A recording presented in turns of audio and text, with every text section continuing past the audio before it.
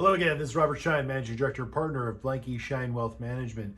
Today is July 14th, 2020. We've got a big update for you today and looking forward to seeing you guys tomorrow on our national call, July 15th at 10 o'clock Pacific Standard Time. We're having a mid-year outlook and review, and also we're going to be looking at positioning, portfolio positioning, what we see, what we think matters most to markets on the next 6 months of the trading year.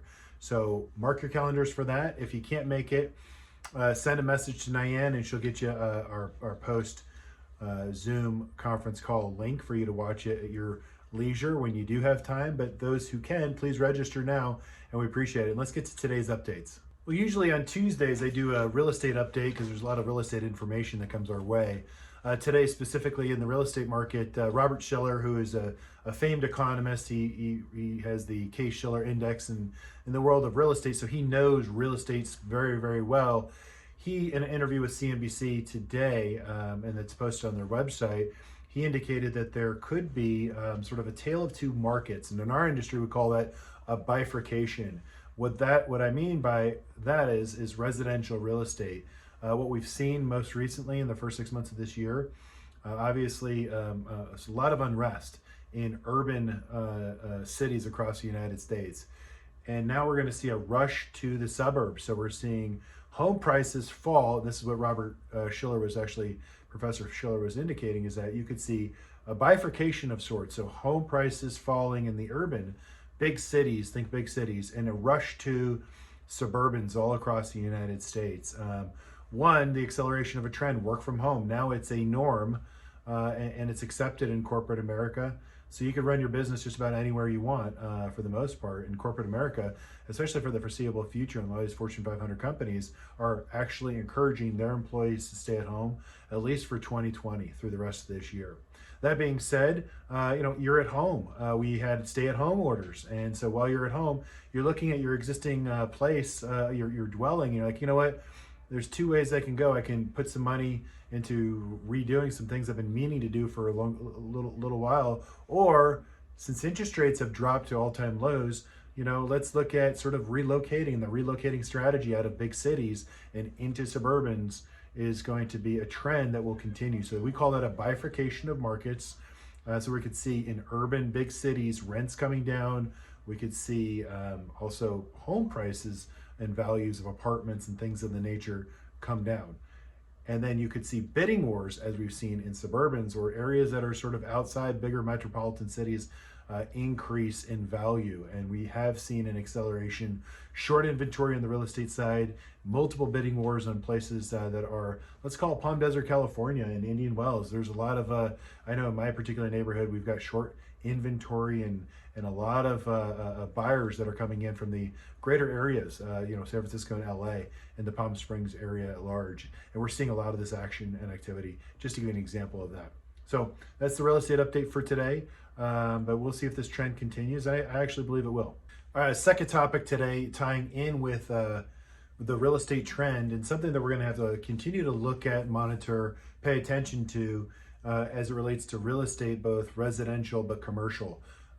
Commercial real estate is going to see rough roads ahead. We're seeing a lot of big corporations, big and small, from small businesses to big corporations, quite honestly, not make it through the other side of this pandemic, if you will, paying rents or even doing business to pay the rents, to have the employees and so on and so forth. And it's tragic. We're seeing big names that we've talked about that have already filed for Chapter 11 bankruptcy, and we're also going to see, unfortunately, some small businesses. All of that means is the rents in the commercial real estate market are going to be few and far between, and it's going to be a very difficult road going forward in the commercial real estate space. So the REIT space is going to see a lot of distress, and that'll take some time, next 6, 12, 18 months, a cycle such as that, we could see that playing out. What's going to give us a preview into that is real-time information. That's this week's bank earnings. Okay, so what we want to pay attention to are the large banks that they're going to report, because they have a lot of these loans on the commercial side as well as residential side. And we'll pay note to those that are paying their mortgages or delinquent on their mortgages, or even asking for forbearance on the mortgage side. But the commercial side is going to be huge. So whatever the banks are then reporting on the second quarter and what they had to put on the side, sort of on their balance sheet for loan loss reserves in anticipation of what they believe who their book of business is in terms of loans, that they might have to sort of help out, do workouts, or even have foreclosure down the road, especially on the commercial side. So the bank earnings are going to give you a picture preview into real estate going forward, because that's where the loans are. So that's very important to keep note. So this week's bank earnings are going to be in the forefront, and that's something that we're going to keep an eye on as well. Our final topic of the day is Congress is expected to work overtime. I mean, we'll see if this is the case. Realistically, they have to come back in session July 20th, and they have to now in the end of the month, and that would be from July 20th, the end of the month, 10 business days technically for them to extend the CARES Act 2.0, which would be an unemployment extension. If they choose to do that, they're going to have to debate that. That's a hot topic for debate. To another round of sort of small business assistance if it's directed towards small businesses, or even direct payments to the consumer. All of those are being floated around. And the other side of the debate is going to be liability or an umbrella protection for business owners, so that they can have their employees come back to work, and they can have customers come back in their stores without the fear of being sued under the premise of somebody left their home and went into an establishment and got COVID. And then how that would play out. So that's a huge thing that the Republicans are sort of putting a line in the sand on in terms of liability protection for small businesses. And that's important to keep the economy going. But on the other side, you have the Democrats talking about extending unemployment. And that's going to be a heated debate on both sides of the aisle. So we expect them to work overtime to see if they get this done in 10 days that they have remaining once they return. July 20th would be amazing.